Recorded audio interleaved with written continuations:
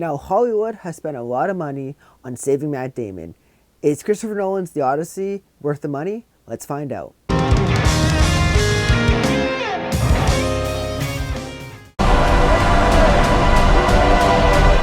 Promise me you will come back. What if I can't? Christopher Nolan's The Odyssey is his follow-up to his Best Picture winning Oppenheimer. I thought that this movie was spectacular. It looks great. Now, disclaimer, I didn't see it in 70mm IMAX like it's intended to be watched in. I just watched it in Ultra AVX, if you know what that is. I thought it still looked great. I will eventually go watch it in 70mm in IMAX because that's the way it was meant to be watched, and I want to watch it the way it was meant to be watched. But I think this film is so beautiful in what it wants to capture. It's stunning, like in the cinematography. The acting is great. I thought that the story was really great. Christopher Nolan weaves like timelines and his points of view very well. It's kind of like in Oppenheimer where he goes kind of like jumping back and forth between times, and he does this in the Odyssey as well. But I think way better. I don't want to say way better. I want to say just better than Oppenheimer, just because there's a lot more to deal with, and there's a lot more, an unreliable narrator in some respects because the story's being told in different people's point of view, but also we see the point of view it's supposed to be at, which is great. In the performances, everyone does a great job. I thought that Tom Holland was really good. I thought that Anne Hathaway is really good, but I think Matt Damon had the best performance in this film. He has so many different emotions to, go through. And he just has this range that is unlike anybody working today. Actually, I don't want to say that. There's better actors, but he was just really good in this one role. And I want to give a shout out to John Leguizamo, who was really good as Matt Damon's, Odysseus's like confidant, his like best servant. If you didn't know, The Odyssey is based off The Odyssey by Homer. It's a novel written way back. It's about Odysseus finding his way back home and, going through mythical creatures and a war and losing his home. And it's just a really good film that knows what it wants to be. And the tone and the setting is perfect for a Christopher Nolan film because it feels like Christopher Nolan films are a lot to do with time.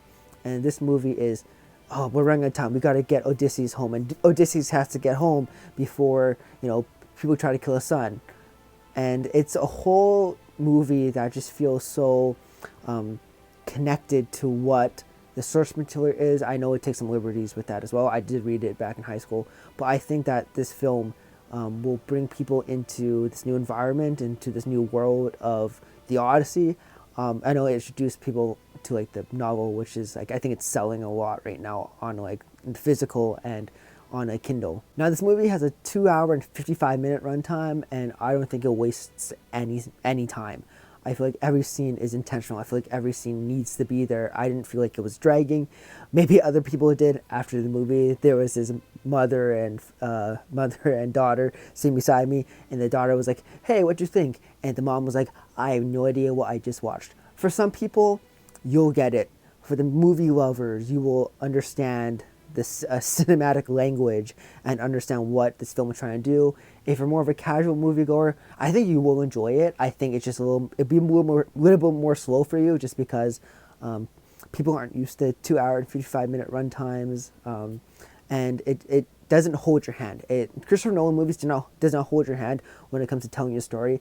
It tells the story how he wants it to be told. Now I want to go into a little bit of spoiler review at the moment. I'll have a big warning thing, and it also will be on the title of the video. But I wanted to talk about a couple scenes in this movie that felt so raw and real, and watching it, I cannot wait to watch it in IMAX.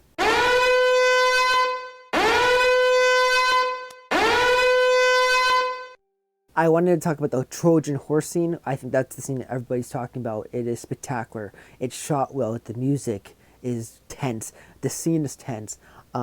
And it, like I said, Christopher Nolan's films deal with a ticking clock, and there's a ticking clock, and you're like, oh my gosh, I think I'll open up the gates in time before the people of Troy come and attack them, and it's just a really good sequence of film that like kept me on the edge of my seat. Another scene I want to talk about is when Odysseus goes to hell and he talks to his dead army, his soldiers who have died for him, who died to serve him, and have just, they're undead, and now he has to talk to them to find a way home.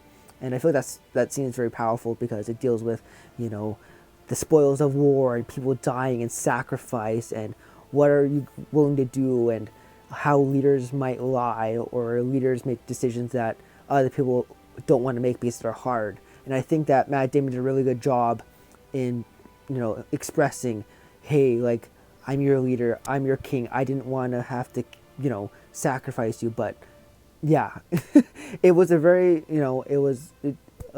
ideals clashing in that scene, which I thought was a very well done scene, especially in the setting where the dead army is all black and you can barely see their face, but they still look like it was just looks like they're covered in dirt. And then you have Odysseus, who is clean and who has been obviously going through this journey in the war, but the stark contrast between those two things are very clear, and it makes it a great scene. And the last thing I want to talk about is throughout the movie, there's a shot of Odysseus looking up at something, but you don't know what it is. And at the end, this is end monologue where he says, hey, like, what was I doing? Was what I was doing worth it? And I think the shot is shown maybe like 6 or 7 times, and it's him looking up, and then at the end, the last shot of the movie is him looking at the Trojan horse, and he was talking about how, was it worth it? Was the sacrifice worth it? Was him, was the soldiers dying worth it? Was him killing people worth it? Because obviously they, destroyed Troy and killed everyone in it, and he was dealing with the guilt and the shame of that. And I thought that scene was very powerful, and the movie ends on the Trojan horse on fire falling into Troy. And I thought which is a really good bookend to a film, which Christopher Nolan is really good at doing. I feel like his conclusions are always satisfying and always just what you want at the end of a story, especially his last two movies, Oppenheimer and The Odyssey, really focused on one person and their life and what they were going through. And I feel like both of those characters, both Robert Oppenheimer and Odysseus, they both have a full circle of a story that comes around. And I think what Christopher Nolan does is masterful in filmmaking and storytelling. Now, where does this rank among his films? I think this is top 5 for sure. I would have Interstellar up there, obviously Dark Knight. I would have Oppenheimer, and I'm think I'm gonna have to put The Prestige. I do love The Prestige, but also Insomnia is really good. Yeah, so I'll have a ranking up. Maybe I'll do a full ranking as a video, and yeah. Anyways, guys, thank you so much for watching the Nat YouTube channel. I kind of rebranded. I cannot make up my mind what the channel wants to be, but I will be making lots of videos. More hockey content, more movie content, more life content. I also want to just start making random videos to upload every week, have weekly uploads, and just share my life and my passions with you guys. Anyways, guys, thanks for watching. I'll see you in the next video.